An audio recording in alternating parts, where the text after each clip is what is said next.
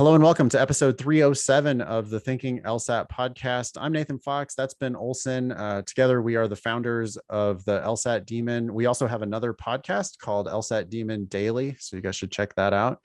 What did we talk about on today's episode of Thinking LSAT, Ben? Anything that stands out to you? Yeah, we talked about some timing. How long does it take you to study for the LSAT?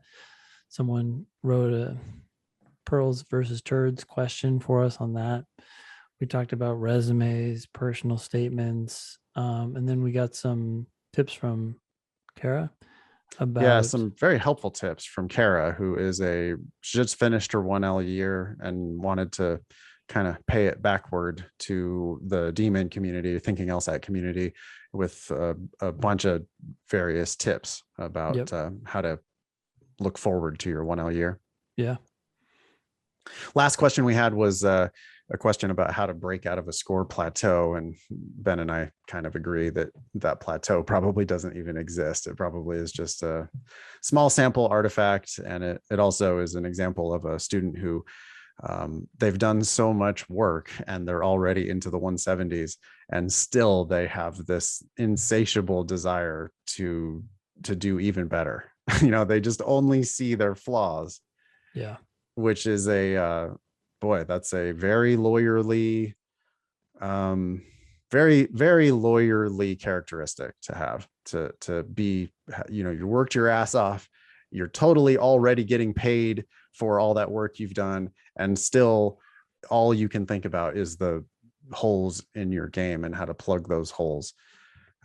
So that's the last email that we get to in the mailbag. This is, let's see, it's episode 307. It's going to air on Monday, July 19th. That means that you've got a little less than a month until the August LSAT. If you're signed up for that, the deadline is already passed to register.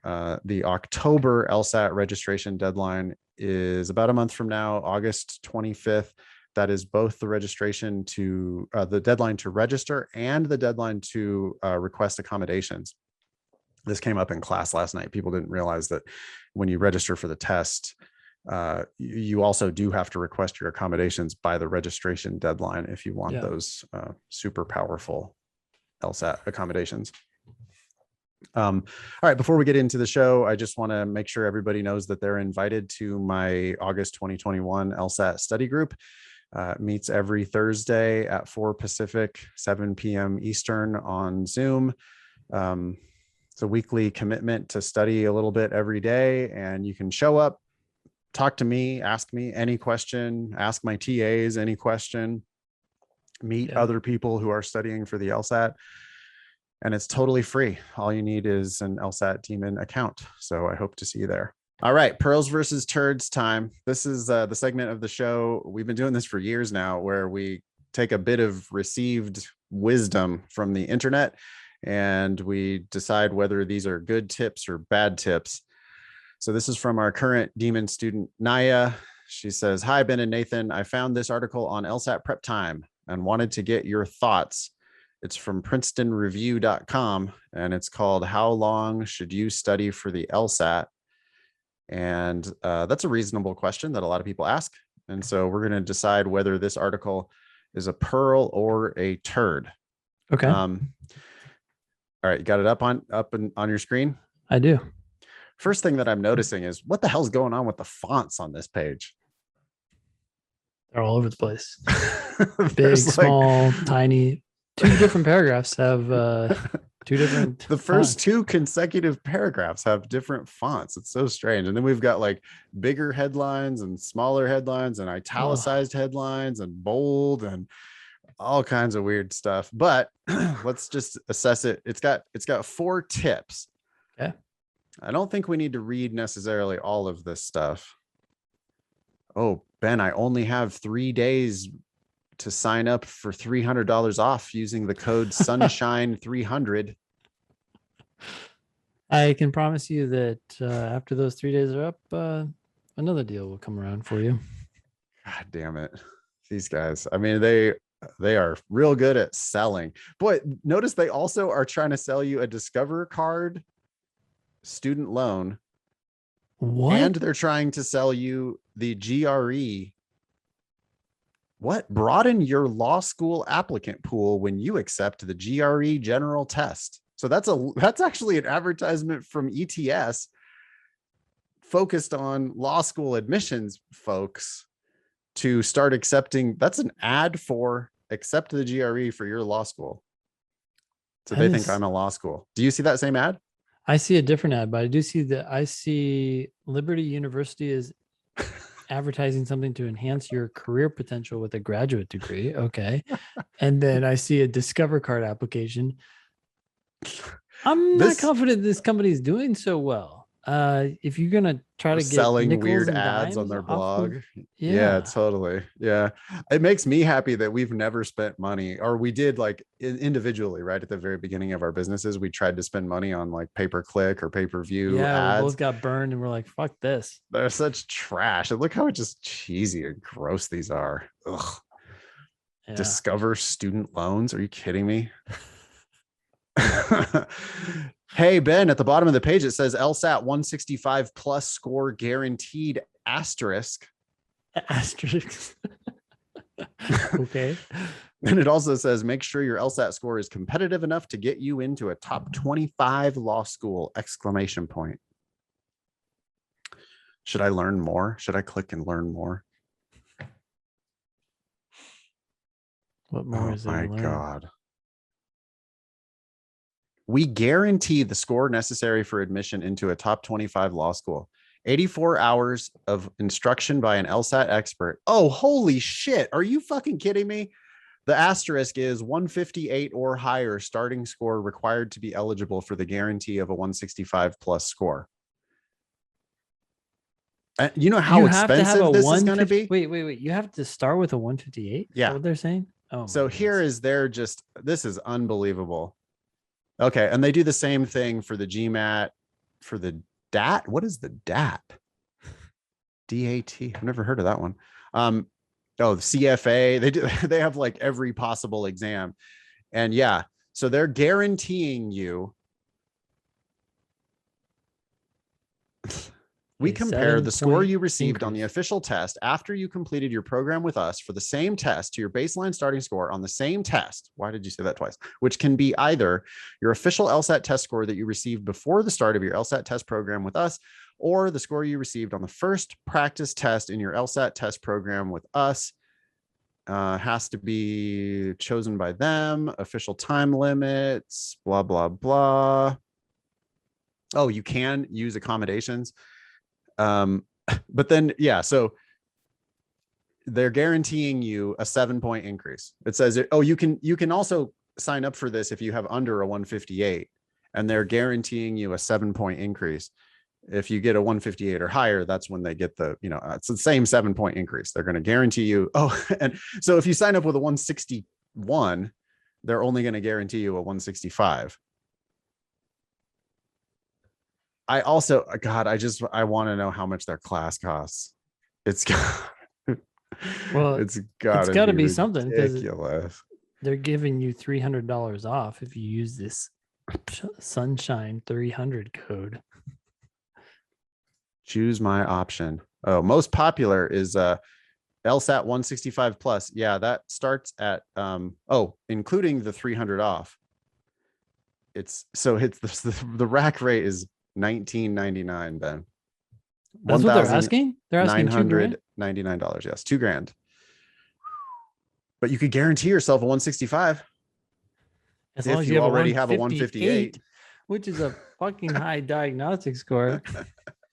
All right, whatever. Prison Review, I don't want to hate. They are a very big marketing company. And they're good at selling shit. I mean, that's shit you don't need. If you're a 158 or higher, and you came to us with no prep, 158 or higher, you would have a 165 in like a month or two. Yeah. For a few $100, not 200. Well, also listen to the way they talk about it. Make sure your LSAT score is competitive enough to get you into a top 25 right. law school. These days, like as you just sent out in your, lesson or newsletter or whatever, we don't want you getting into school. We want you going for free. Yeah, we want you going for free or not at all. I hope people will sign up for that newsletter. I wish I had an easy way of referring. I forgot how it is. I guess I have it. We need to figure out a more efficient link for this. What is It's it? thinkinglsat.com/demon, and there is a link there to sign up for Well, we should have that the on the demon newsletter. too. Yeah. We need it on the well, we're working on a blog, right? That's Yep. going to happen. We're going to post all these my weekly lessons. We're going to post them publicly so people can share them, etc. Little peek behind the curtain at our own terrible marketing strategies. But anyway, just yeah, everybody at every level, basically. I mean, you can go for free. Like you don't even necessarily, you don't have to have good grades. You do have to have a solid enough LSAT score, but if you're going to barely, like if you're going to squeak, you don't want to get your 165 and then pay full price at UCLA. That's not a good move. You would be much better off getting that 165 and then taking a full ride to Irvine or maybe USC or some, like you could just go for free. You could save yourself $250,000, and it's just so much smarter to take that scholarship. But anyway. Yeah. Okay. How long should you spend studying for the LSAT? There are 4 tips here. Okay. Tip 1, understand that the LSAT is different from other exams and requires more preparation. Okay. It's different from other exams. I would grant them that. It's for sure not a test of knowledge. It's not like you can cram a bunch of information and then regurgitate it on the test and then forget about it. Sure. Yeah.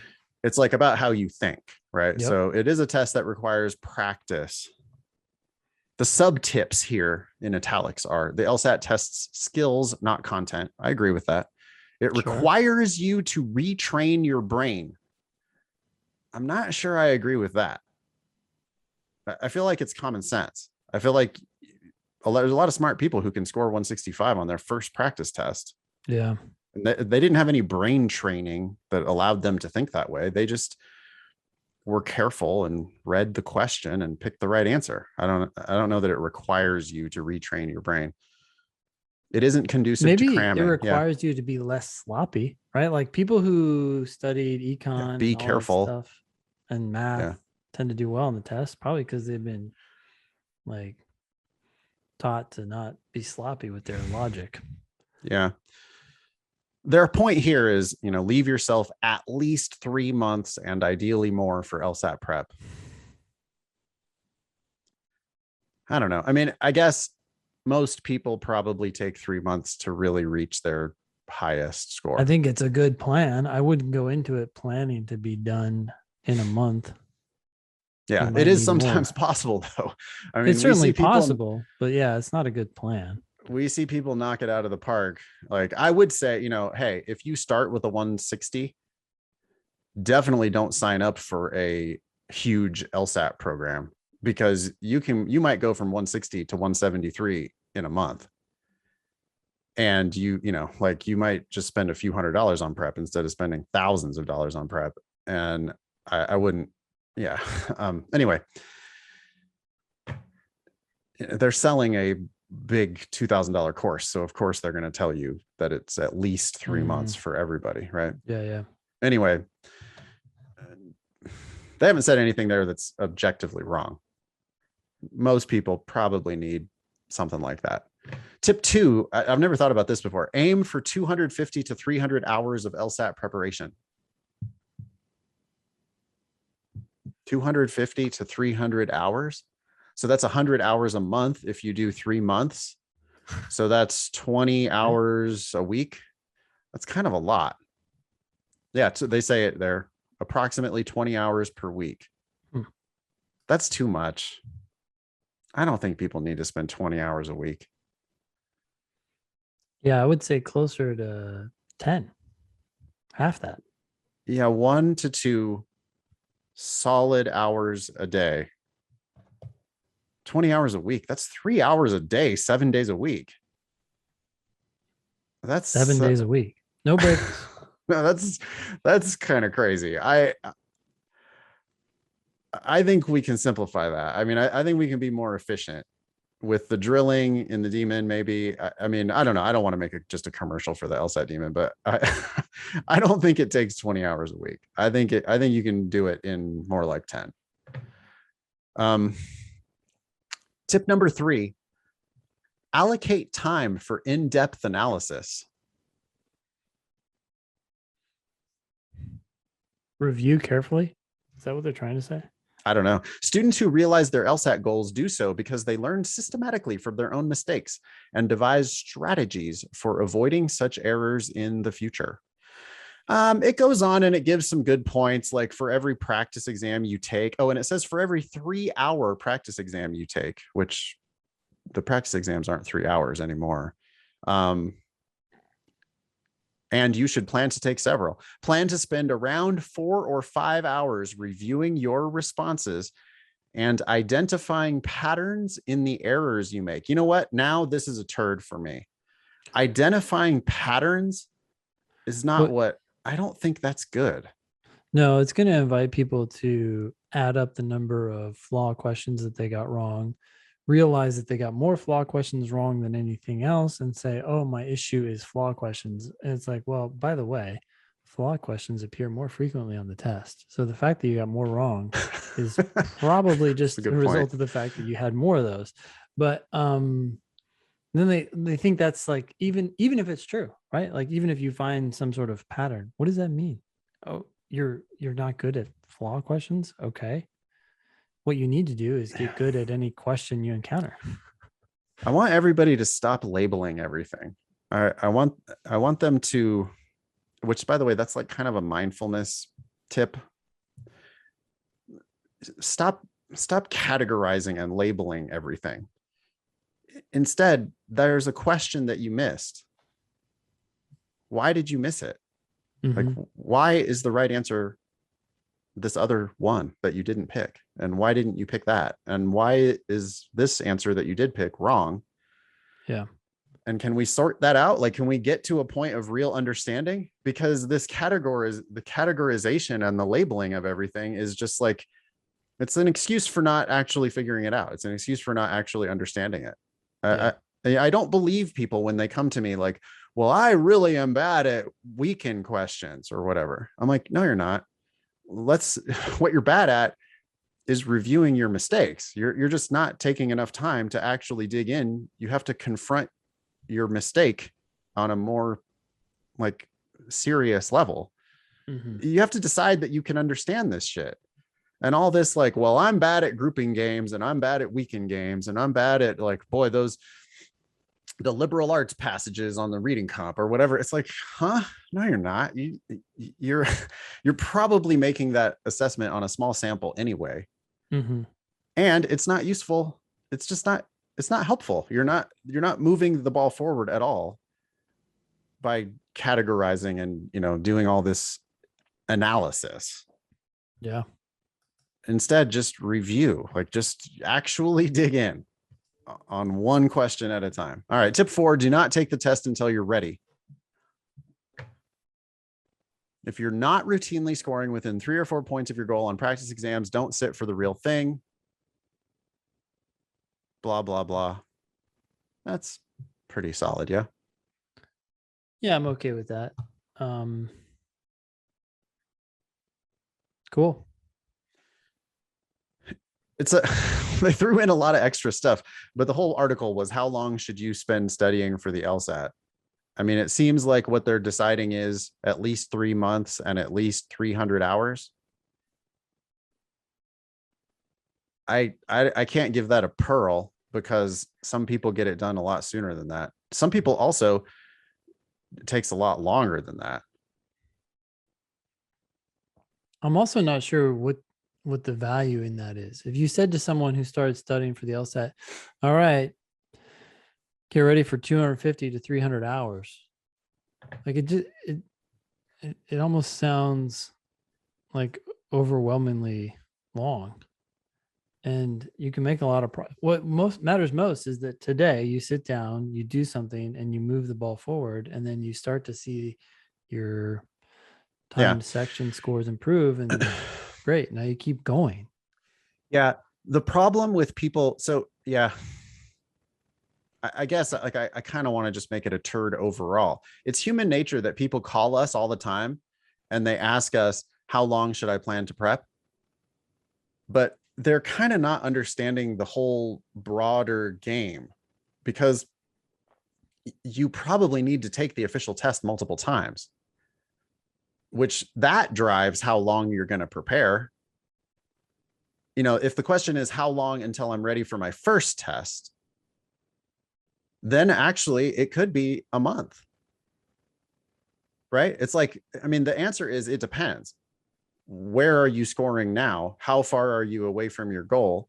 Because if you're like right now, oh yeah, I scored 164 on a cold diagnostic, I would probably be like, okay, sign up, like sign up for the next test, because we can get you from 164 into the 170s fast in some cases. Yeah. And why not start taking the official test if like you might get there in time. And there's so much value on taking the test multiple times to get your best, official score on record. So this idea of like, oh, no, everybody, at least 3 months, universal advice, at least 3 months, I think that's a turd.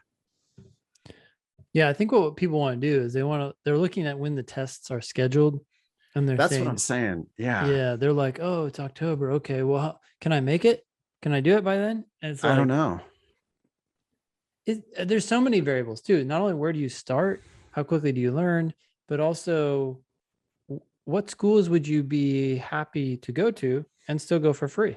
Yeah. And people Some change people, their mind halfway through prep, right? Like we get emails from people all the time. We'll probably talk about some of them later in the show today. We get emails from people who are like, well, I started with a 134 and my first goal was I just really wanted to get a 150. But since listening to you guys and studying in the demon, now I'm scoring 157 and I am greedy for more. yeah, once you realize the value that you can squeeze out of the LSAT, you start realizing your time is worth a lot more spent on the test. Yeah. Yeah. Even if you have to apply later, it's like, well, yeah, now it's you have a downhill battle, right? As opposed to an uphill battle. Yeah. If you're asking what's the average, yeah, I'm happy to say, well, the average is like 3 months. But the average salary for lawyers is 100 grand and nobody makes 100 grand. Like some people make 60. Most people make 60 right out of law school. And a few people make 180 right out of law school. And so the average is meaningless. I think the average amount of time for LSAT prep is also meaningless. And, like you should probably actually be thinking about more than 3 months. In the long haul, by the time you've taken the official test 2 or 3 or 5 times, since law schools only care about your highest score, you might need longer. But how long to get ready for your first official test? Yeah, on average, it's stupid. Like take a practice test and let's see where you're at. And then I'll be able to give you a little more information. All right. Anyway, the scoreboard for pearls versus turds is now a sad 15 pearls, 51 turds, 23 ties. Yeah. I would also say if people are trying to plan their law school application stuff, just start studying for the LSAT as soon as you decide to go to law school. Just start studying. Yeah, and even if you're a freshman or sophomore in college, it's not too soon, I don't think, to start chipping away at it.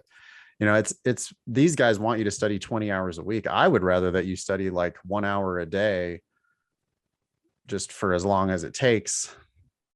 It's a much more civilized way to get where you're going if you can kind of lengthen the time frame a little bit. Yeah, to be clear, we do want you to do that hour because we don't want you doing only 15 minutes forever and then not making progress enough to like motivate you. But you can have 15-minute days. You just want to make sure you're putting in, right, maybe 6 to 12 hours a week, somewhere in there. So you really, ideally you're going to find that high quality hour every day. Yeah. Or 6 days a week. Yep. And just make that your routine, build it into your schedule, I think is the best way. But okay. Ready to dive into the mailbag? Let's do it. We got 2 emails about resumes and personal statements. Why don't you read this first one? Hi, guys. I just recently started listening to your show and I'm using the LSAT Demon. I just started, so I haven't seen results yet, but from what I've seen, I know I will. I'm having a hard time picking a topic for my personal statement. I'm not sure that I really care about your personal statement at this point in Right. time, but I'm not sure which one is the A plus story, as you say. So I've picked the best ones and listed them here. It would be a huge weight off my shoulders if I could get some advice on which story to pick from, or just hear which one or what you think of each one. Okay, number one, growing up on the Mexican Texan border, a story about border town woes. Border town woes? Sounds sad. Sounds like a Yeah. story about you as a child. I want to hear about you as a winner and an adult. So, that's part of your background, and I think it absolutely is appropriate for a diversity statement. But for your personal statement, I'm not admitting a 4-year-old in Texas. I'm admitting an adult person with a college degree and some work experience today.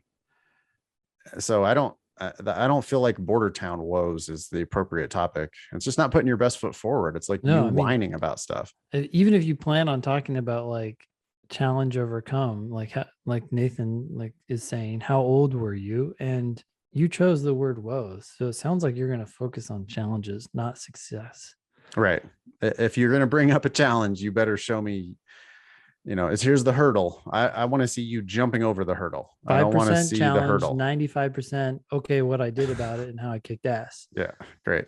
Two, how I got an LLM without any legal training. What? Uh, you did it. I'm not excited about this. The LLM is on your resume. How you got the LLM, I don't know. I don't care. Like, if you actually practiced law in a foreign country, I guess I would like to hear about legal practice. But just the fact that you went and got this certification, I mean, it's on your resume, it's on your transcripts. You've already ticked that box. So I don't know that that's a good personal statement topic. Okay. Three, working within the bureaucratic bullshit of the immigration system. Mm. This sounds like a personal legal challenge, Yep.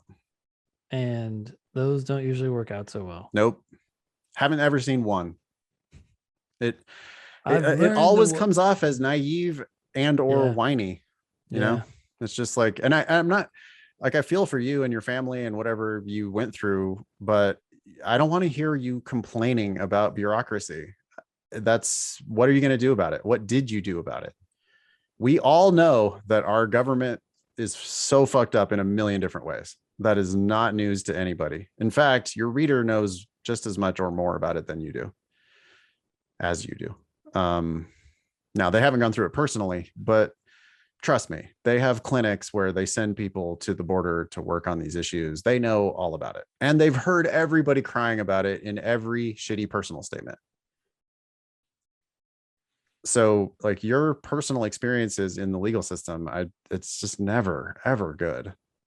No, and it often comes across as, oh, I had this horrible experience and now I want to go to law school and like fix it. And then it's like, you're going to go Hate it. fix it. Maddie, thank you for writing in. Tip number one, which Ben started to say earlier, is you shouldn't be thinking about your personal statement right now. You need to get the very best LSAT you can possibly get, and that should be your priority.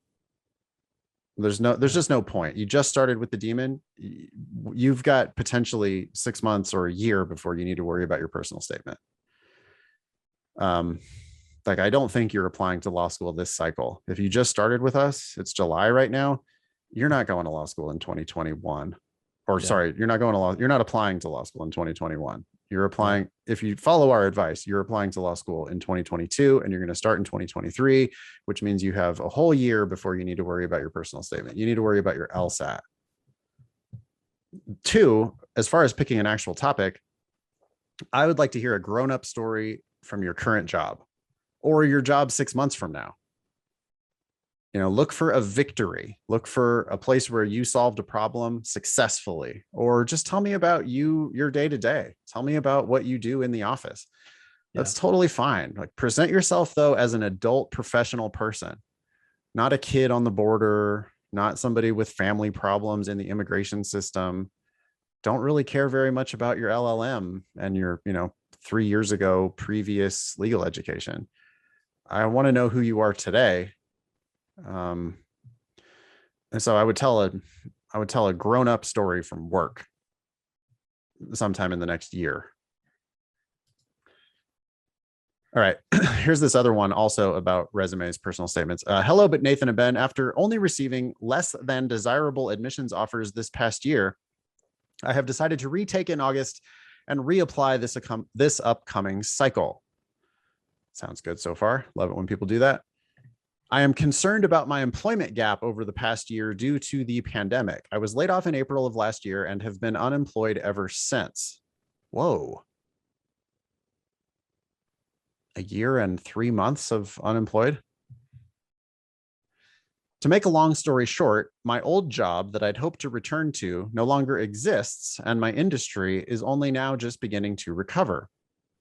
I'm now 4 years out of school, and I have nothing to show professionally for this past year. My resume has lost momentum, and I will be 2 years out from the project that I plan to center my personal statement around. Is my concern about how all this will look to an admissions committee warranted? I'm wary about some advice I've found online about providing an addendum to address a gap in post-undergraduate work history. According to a couple Reddit posts, some schools, such as Berkeley and BU, have previously required an addendum if you have a gap of over a certain number of months. I don't recall coming across this last year, but I plan to cast a wider net with my applications this year. Have either of you heard of this? And would you suggest an addendum in this situation, even if it's not required? Thank you, Michael. Any thoughts? Well, my first reaction is okay. Can you get a job now? Like, it's easier to Totally. get rid of like past mistakes if the problem has already been resolved. But if you still don't have a job in September when you're applying, it's like, okay, well, now it's been a year and 5 months. What's going on? Yeah. I mean, This whole like pandemic, I got laid off, that only carries you so far. I think you could sweep this under the rug. I think you could get away with a pandemic card this time. Well, because everybody's going to have a weird year. Like, that's not going to be rare. You're especially this year's applications. It's like half the people are going to have these changes on their resume. Yeah. And if you are required to write an addendum, you could keep it to one sentence. I lost my job during the pandemic, but now I work in this industry that doesn't exist anymore because of the pandemic. Yeah. But now I have this other job. Yeah. Done. The fact I like that. If you don't get a job, though, the question is, well, why not now? At some point, you had to have taken your head out of the sand and said, okay, my industry is not coming back. What am I going to do about it? And if you just perpetually not get a job, it's not going to be good. Yeah. I got two friends here in town. South Lake Tahoe is a very small town. And so everybody knows everybody, but I got a couple buddies, one of whom is a laid off bartender who is like still on unemployment 18 months later. I mean, maybe it's not quite 18 months, but it's coming up on a year and a half later, and he's still just collecting this like pittance of unemployment. And it's just so like sad. It's like, what are you doing? Why don't you go do anything else? I got this other buddy who has 4 jobs. And it's like but they're very similarly situated. And one of them is like, well, I got this part-time job I'm a starter at the golf course, and I got this other part-time job helping out at events, and I've got this other gardening business, landscaping. and I've got this other thing doing this other thing. And it's like, man, you just compare those two people. One of them looks like a winner, Mhm. and they're, even though they're doing like very mundane jobs, it's like, oh, okay, so you adapted, you're doing shit. Yeah. And I don't know, law schools want winners. And so, yeah, I think it is time for Michael to show, like, I think you need a pivot here. I think you need to get a job. That's your solution, not your addendum. Yeah, that's like, it's time to get a job. I don't believe people that say they can't, like, they can't get a job. I just don't, I don't think that's true. Yeah, you might have to do something different, but I just can't believe that it's like impossible to get a job. Maybe I'm too privileged and don't know what I'm talking about, but there's lots of work out there. I mean, like, there's just, people want people to do work, and you could work for a while. I don't know. Eventually, yeah, you'll end up in law school and this white collar life of, it's a different kind of work. But for now, there's a million different mundane working kinds of jobs that you could have. I could see a super powerful personal statement where you talk about this professional job that you used to have, then getting laid off, and now you're helping out in a construction business. That'd be awesome. Can you imagine, like, an admissions officer reading that would be like, okay, so not afraid to roll up his sleeves, gonna do what it takes, gonna adapt, not gonna whine about it. Could be great, Yeah. right? Yeah. Um, whatever addendum you write, keep it short. And I think, yeah, having facts instead of a whiny complaint about the pandemic, I think would be a much better move. Yep. Tips from a rising 2L. You want to read this one? Nathan, I decided to reach out since you said you don't get enough emails, which surprises me. Y'all ripped apart my personal statement about 2 years ago. Don't worry. It was after I submitted all my apps, so I couldn't change it, but I still got good offers. Don't worry. I would hope that you could use our advice to your benefit. I started using the Demon back when it was first released, and it was game changing. I was answering questions anytime I had a down moment. Nothing can beat that for preparation. I'm glad to see you've only been improving it since then. I've come up with a few tips for what they're worth from a perspective of a rising 2L. Tip 1. First and foremost, know what a lawyer does. So many people don't. Yeah. I mean, that was my experience in law school. I didn't know what a lawyer did. And like half the people that I went to law school with had no clue what lawyers actually did. Yeah. And those people were much less successful in law school. The people who knew lawyers and knew what they were getting themselves into were much more successful. I would like this tip more if she gave us some advice as to how to know what a lawyer does. Sure. Yeah. I mean, I think jobs and internships are probably the best way. Yeah, to get Don't get that job or internship because it's going to look good on your applications. Do it for yourself. Do it because you're going to know what the hell you're getting yourself into. And you're going to be like, a non-zero percentage of you are going to then decide not to go into law. yeah. And that's where I could have saved myself 3 years and $150,000. I'm pretty sure if I would have ever worked in a law office, I would have been like, fuck that. Yeah. And What were you thinking? stupid things like, well, I mean, I basically was thinking, I have a high LSAT score, it's easy for me to go into grad school, I don't know what else I'm doing with my life, I might as well just try this out, which, there's some merit to that, but I should have dropped out as soon as I hated it. I guess I was one of these idiots who's like, well, I think I'm going to do IP law. And it's like, huh? Do you have a scientific degree? Or are you going to go to Stanford and kick ass there and then get a job in IP law? Because one does not just go to mediocre law school with a business undergrad and just like magically become an IP lawyer. Yeah. Also, becoming an IP lawyer requires you to become a lawyer. And that sucks, which I didn't know. I mean, that sucks for me. I was just speaking for myself. That would be miserable. I would hate to be a lawyer. And so, but I had no idea. I was just like, oh, grad school, education's always good. Green light, just dumb. Number 2, I didn't realize how much my 8 years of pre-law school experience would give me in job interviews.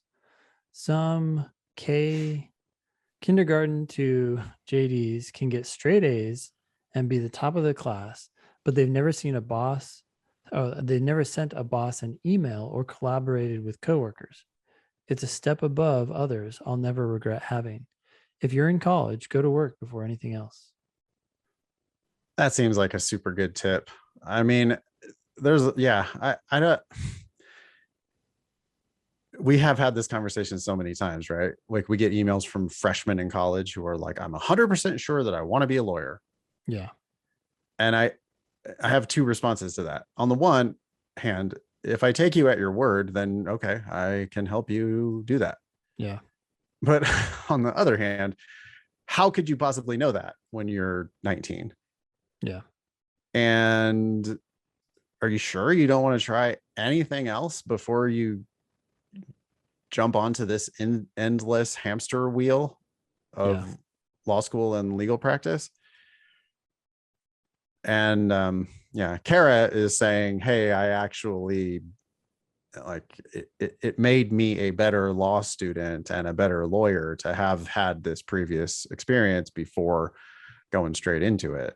Mm-hmm. Which is a good reason to do it. But again, I think it's another real good reason to do it is that if you go get a job and you're successful and you love it, then you very likely won't ever decide to go to law school. And that would be just an enormous win. If you decide to do anything else because you're good at it and you love it and you're getting paid well for it, then that is such a huge win to just decide not to go down this path. Yeah. Okay. Number 3, think of writing your personal statement as just the beginning of your preparation for job interviews. You're doing the same thing, just in a different way, showing who you are, what you want to do, and why you're a good fit. It's a helpful perspective for those applying to law school who will soon have to consider how to then promote themselves once actually in school. OCI, which means on-campus interviews, comes right up in the spring. Of 1L. That's fucking crazy, man. That is crazy. Yeah, I do remember that though. I remember it in the first semester of 1L. People being in class next to me in suits. Yeah. Because it wasn't OCI, but they were going for an interview. Yeah. And like sending out, like I was just trying to keep up with my 1L classes, and these people were like sending out resumes and cover letters and all types. I was like, holy shit. Yeah. These people are really prepared. If this makes me think, actually, we've kind of talked before about doing a demon law school prep program. Yeah. But I think what we would really want to do is like a demon OCI prep program. Like hey, well, you're only going to law school so that you could get a job. Yeah. I mean, I guess we can give you some tips about how to do better grade wise, but we're not going to be spending a hell of a lot of time on that. I think it'd be much more, it'd be like, okay, well, let's talk about fields of legal practice and jobs that you might be able to get. And here's what that is going to entail. And yeah, you might need to show up on September 1st of your first semester of law school already planning to send out resumes that day. Yeah. Like that would be a good preparation for this whole thing you're going to get yourself into. And I on a whole separate track, I do like her tip of think about your personal statement as the beginning of a job interview. Because like you don't go into a job interview whining about the situation on the border or complaining about the government bureaucracy. Yeah. Right. You go into a job interview selling yourself as, hey, I'm going to kick ass for you. And that, I think that's another way of getting at our whole point about personal statements, right? Which is like, you need to show yourself as a winner. Yeah. Like, are you going to show this to a prospective employer? That is a real good personal statement tip. Would you give this document to somebody that you're hoping to work for? Yeah. This If is a not, it's probably personal not the right statement. personal statement. I think they almost feel like the admissions officers are on their side. Because Like, they've been oh, coddled a lot in undergrad. That's a super old man thing to say. Oh my God. Ugh. But it's true. It's true nonetheless. Like there's so much like touchy feely, but they got to realize that like jobs are serious and jobs are the reason to go to law school. And we're going to be focused on jobs immediately in their 1L year of law school. yeah. And that's what the admissions folks are interested in too. I mean, they're interested in your money, but they're interested in people who are going to kick ass in the legal. They want successful lawyers. Yeah. You can't confuse how they talk to you and how they try to sell the school to you with what they're actually thinking in terms of what they want, right? They're like, oh, that person was so nice. They can understand. Look at this problem that I faced. They'll understand and then they'll like sympathize with me and then accept me. Well, they No. might, and they might soak our totally broken student loan system using you To as a pay. intermediary. But they're not thinking like, oh wow, this person's going to kick ass as a lawyer. Well, let's give them a scholarship. Number 4, none of the small bullshit matters. Just in general. Don't stress so much and save all that for when you really need it as a 1L. Your grades that year determine your future to a certain extent, as fucked up as that is. I'm not sure what she's referring to Small here. bullshit. She's worried. Things like, well, as far as the law school applications are concerned, letters of recommendation, the writing sample on the LSAT.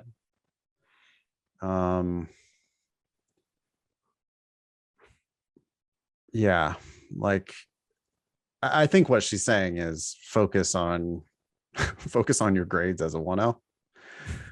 Like, small bullshit like extracurriculars. Mm, Think about like 1L extracurriculars, or like, did you go to this meeting or that meeting or whatever? sure.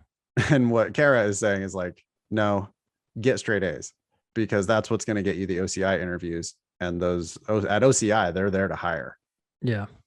and like, so none of that other small bullshit, like, oh, you made an ass of yourself in class. Who cares? Did you get an A on the exam?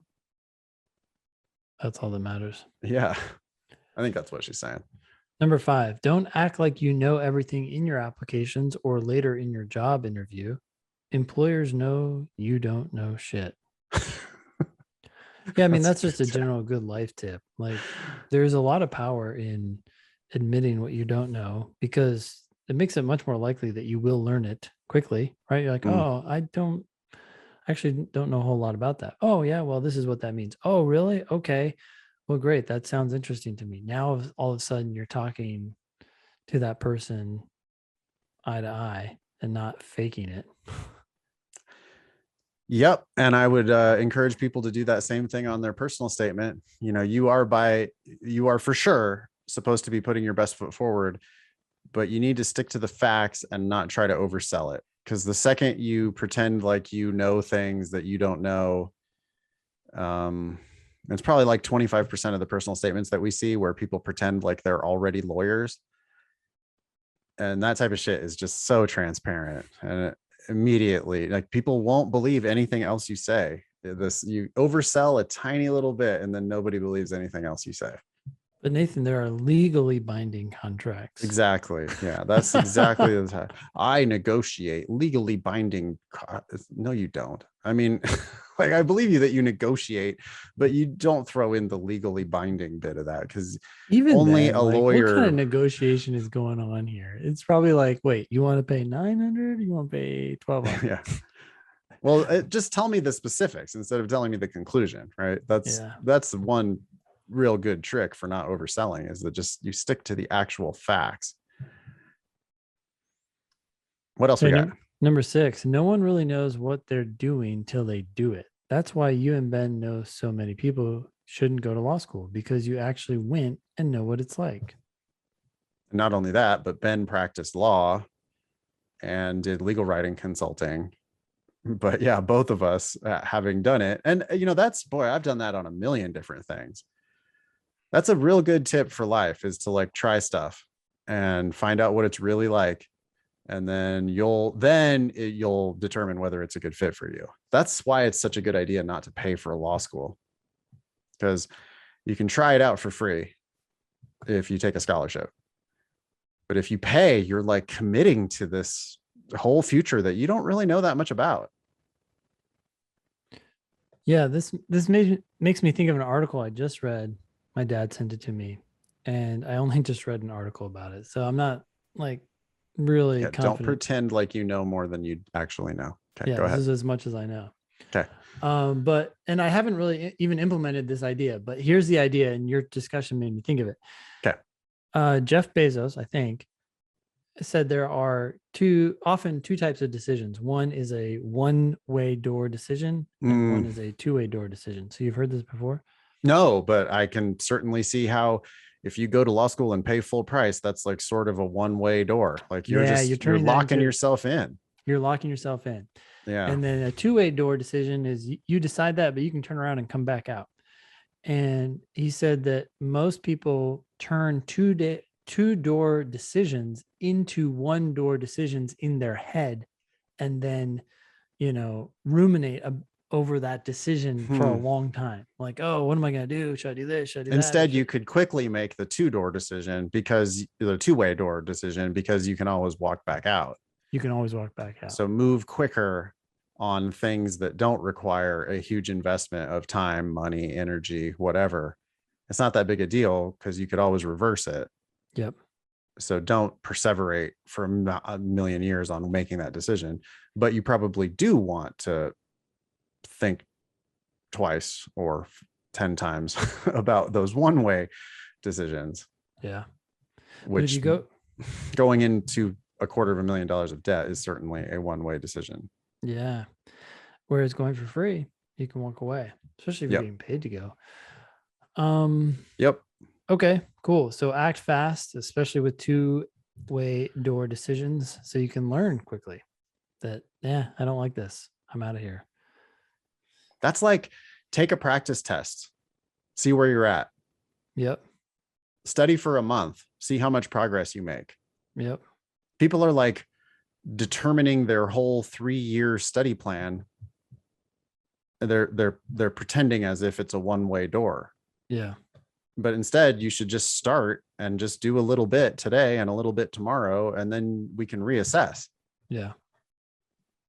Okay. I'm at school with a great scholarship, and I'm surrounded by smart people. I had to work hella hard to get good grades. Surrounding yourself with smart people is great, but harder to get up in the rankings. So that's something to consider. Now, what she's saying there is that even though she's on a scholarship, she still has to bust her ass to get good grades. And I think the point to make there is that if you're paying full price, you're going to be competing with people who are smarter than you. I mean, that's not like nice to say, but many people are going to, hey, they got better grades than you. They got a better LSAT score than you. They got something. I mean, just the scoreboard says that they have out competed you thus far. Yeah. I don't know why they did better than you, but they did. And honestly, it's kind of like a predator-prey relationship.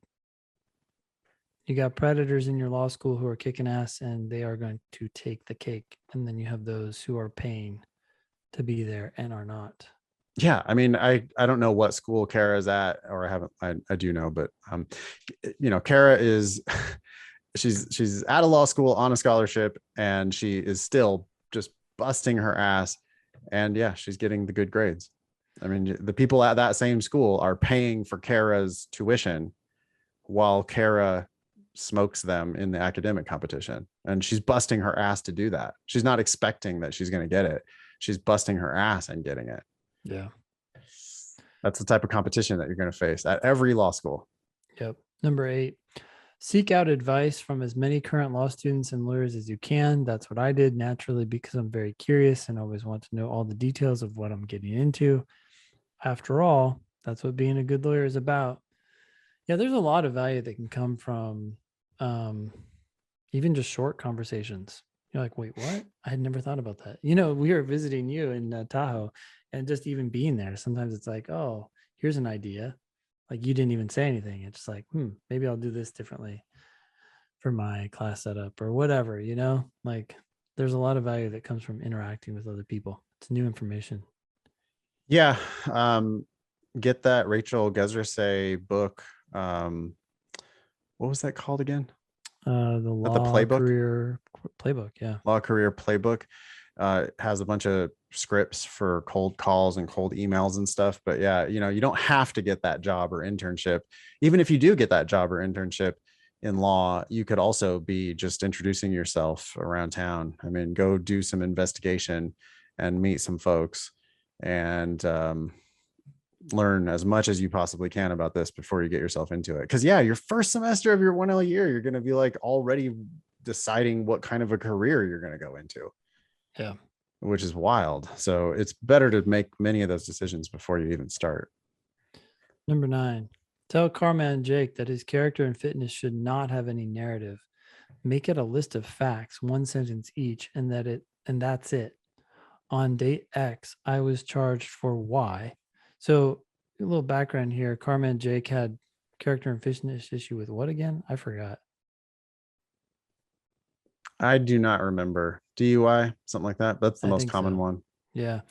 It was lowered to a reckless driving on this date after I did Z. Blah, blah, blah. I got advice on this from an attorney I was working with. All they're looking for when asking this is how you answer the question to see if you answer it the same way when you apply for the bar. It's all about candor.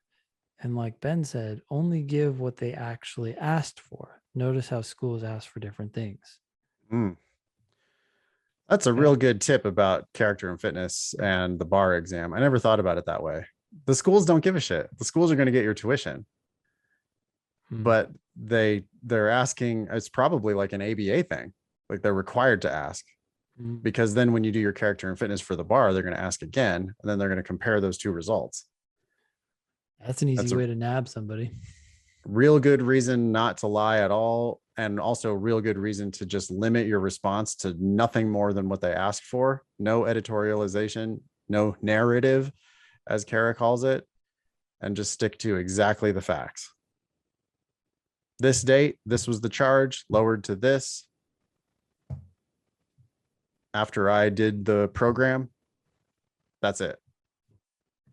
Yeah. Cool. When I was a 0L, I loved getting any advice I could get from current law students. If you or your followers have any questions, feel free. Okay. It's an invitation to reach out to Kara. Finally, I can't believe Ben didn't know what NOLA was. Shaking my head. Well, I'm glad you know something I don't, Kara. Do you know what it is now? Do you remember? Oh, yeah, I remember. I actually knew it before. I just forgot. Okay. Well, also, I don't blame you for not knowing what NOLA is. You don't drink. So it's New Orleans is like the number one party alcohol town in the world. So it's like, or whatever in the United States. So if you're not a big drinker, then there's kind of not that much reason to go to New Orleans. I mean, the food's good. The music's good. The weather sucks. And mostly people are there to party. So it's totally fine. I'm okay. There's a lot of shit to know in this world, and yeah, you got to pick what you want to know. Yeah. So we have Kara's LinkedIn, so we'll put that into our show notes. And if you want to reach out to Kara, she would appreciate it. She would not have provided that if she didn't want people to try to connect to her. So if you're wondering what law is like and want to know what law school is like, reach out to Kara and say hi. I'm sure she'll hook you up as best she can. Yeah, cool. Want to do one more email? Let's do it. Breaking out of a score plateau. Dear Ben and Nathan, hope you and the Demon team are doing well. I'm just writing because I've hit a bit of a plateau in my studying, and I was wondering what you guys recommend I do between now and the August test. I'm a big fan of the study a bit every day method you advocate, Between the end of April and mid-June, I studied an average of about 3 hours a day. I realize I'm lucky to be able to do that, even with my job and everything. Now I'm doing more like 2 or 2.5, as I've been seeing diminishing returns. I'm scoring pretty high on my practice tests, which I've been taking in the Demon, as you recommended since my last email. But I don't see myself improving I don't see myself improving much on my individual timed sections, if that makes sense. I feel like my drilling is a couple points behind my tests, and I still feel like part of my high test scores is luck. Don't roll your eyes. I say this because I got a 179 on my last one, but I bombed a section that just happened to be the unscored one. So you can't tell me that's not partly lucky. I mean, it's just one data point. So it's not, it's like, yes, it is. There's a lot of randomness there. Is it a bad idea for me to be studying fewer hours per day leading up to the test? Do you think 2 hours is enough to keep improving? Also, what should I be doing? Drilling, sections, blind review, tests to overcome a plateau? My other issue is that I'm running out of fresh questions, and I know you say repeat questions aren't the end of the world, but half the time I don't even need to read the question to remember what the correct answer was, and I know I'm not getting anything out of such straight up memory games.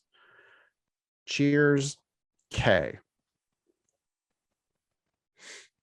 K is exactly the type of psycho that you're going to have to compete against in law school. I mean, like, that's a lawyer. That's a lawyer. That's a winner. That's somebody who, like, they've done a crazy amount of work. That crazy amount of work is clearly paying off. They got a 170-9 on their last practice test, and they're still not patting themselves on the back. They're still finding every reason why I don't know. It's just, they're running out of practice questions, and they see that as a problem. That's the type of psycho that you're going to be competing against in law school and as a lawyer. I mean, thank you, Kay, for writing in. And when I say psycho, I mean that I think you're going to do very well. Yeah, I don't even know what Kay means by I bombed a section that just happened to be the unscored one. To her, what is bomb? Yeah. I That's mean, the huge difference. I mean, there's so many people who score 150 who think they know everything. I get the test. I just can't do totally it fast enough. Yeah. Then you've got people like Kay who they get the test because they've done like every damn question that ever existed, and they're killing it. And they still, all they see is the holes in their game, and they just like relentlessly go around patching the holes in their armor. Yeah. I mean, okay, you're in a good position. So I would just focus on the questions that you get wrong. And you're actually one of those candidates who can focus on those esoteric questions that throw you off and try to unpack them so that you don't get them wrong in the future. Otherwise, I think 2 hours a day is plenty to keep improving. Yeah. There's not that much more that you even can improve. But in fact, at this point, you may have diminishing returns, not because your hours dropped, but because they're too high. Obviously. I used to be improving 2 points a week, and now it's only 1 point a week. And it's like, yeah, because you're about to hit the wall of where you can no longer further improve past 180. Yeah. I mean, you need to get one more question per week. Right. Yeah. That's kind of universal advice. I mean, focus on one more question. Just on your next test, get one more right. And the way you do that is by looking at the ones you miss and trying to figure out how you could have gotten that one right, or making sure that you really understand it so that you won't make that mistake next time. Yeah. But I mean, I think, what should Kay be doing? Drilling, sure, a little bit. Sections, sure, a little bit. Blind review, well, yeah, absolutely. Every single question you miss, you have to blind review it. I mean, you have to spend as much time as necessary. Try it again, see if you can get it right. And then what's the opposite of blind review? Opposite? Cited review. I mean, like once you know what the right answer is, Yeah. keep reviewing it. It's not just blind review it, right? It's not just try it again and see if you get it right and then go, okay, I got it right. Great. Next. Yeah. Right. That's like a bad way to use blind review. You should also then like look at the answer you picked, make sure you know exactly why that answer is wrong, and try to think about how you're going to avoid making that mistake next time. Mm-hmm. Do you care if Kay does full tests? No, not where she's scoring, but I also don't think she needs to do any more than anyone else. Yeah. Do you believe Kay that she really is worse on her drilling than she is on her full tests or No, at whatever this that point, weird small sample? I would imagine that her drilling is giving her all level 5 questions. Right. So, I'm missing more. Well, yeah, because you're doing an extraordinarily hard version of the test. Yeah. Don't make too much of small samples. Don't make too much of one test or one section. Do, though, dig really deeply into every single mistake you make. And that's the way to break out of your plateau, which doesn't actually even exist. I mean, Yeah. your plateaus are almost universally just a myth. At least if you're studying with us, we're focusing on real understanding. So you should be just kind of moving in the direction of understanding with every single question you review. And if you're understanding it better, then, well, your results, your score is not necessarily going to instantly reflect your better understanding, but your understanding is continuing to grow. And so you're going to get paid off on that, on your scores eventually. Yeah. All right. Should we wrap it up there? Yeah. You can be LSAT famous. Get on an upcoming show by emailing help@thinkinglsat.com. If you have any pearls versus turds for us to look at, or any excuses of the week for us to look at, news from the LSAC, anything, email help@thinkinglsat.com. If you have questions about the LSAT Demon, we have a really great team of customer service folks. You can email help@lsatdemon.com to learn about our plans and ask whatever questions you have. That was episode 307 of the Thinking LSAT podcast. Thanks all y'all for listening. Nice knowing you. Don't pay for law school.